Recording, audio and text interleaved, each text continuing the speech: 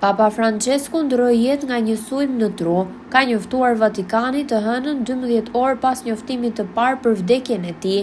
Një njoftim u tha gjithashtu se 88 vjeçarit pak minuta më pas i ndaloi së funksionuari edhe zemra.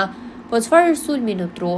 Sipas mjekësisë, sulmi në tru nënkupton kur truri papritmas nuk merr më gjak dhe oksigjen të mjaftueshëm, gjë që çon në dëmtimin e qelizave të trurit. Ky sulm shpesh rezulton të jetë vdekje prurës në rast se nuk trajtohet me urgjencë.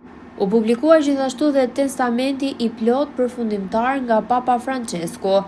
Ndërsa ndjej muzgun që po afrohet jetësime toksore dhe me shpresë të patundur në jetën e përjetshme, dëshiroj të parashtroj dëshirat e mia të fundit vetëm në lidhje me vendin e varrimit tim.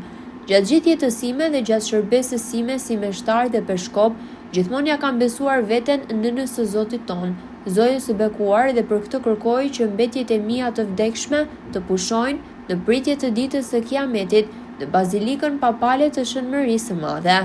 Uroj që udhëtimi im i fundit toksor të përfundoj pikërisht në këtë shenjtore të lashtë Marian, ku gjithmonë do të ndalem për të lutur në fillim dhe në fund të çdo udhëtimi apostolik, duke besuar qëllimet e mia nënës së papërlyer dhe duke falendëruar për kujdesin e saj të butë dhe amnor.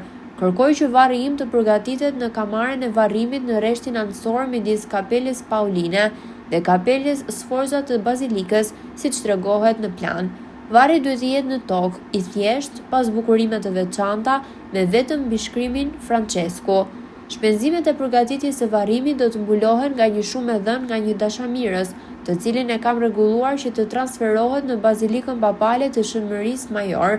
I kam dhënë udhëzimet e nevojshme në lidhje me këtë kardinalit Rolandas Maktrikas, komisionerit jashtëzakonshëm të Bazilikës Liberiane. Zoti ju dhëm shpërblimin e duhur të gjithë atyre që më kanë dashur dhe që vazhdojnë të luten për mua. Vuajtjen që ka shënuar pjesën e fundit të jetës sime, ja ofroj Zotit për paqe në botë dhe për vllazërinë midis popujve.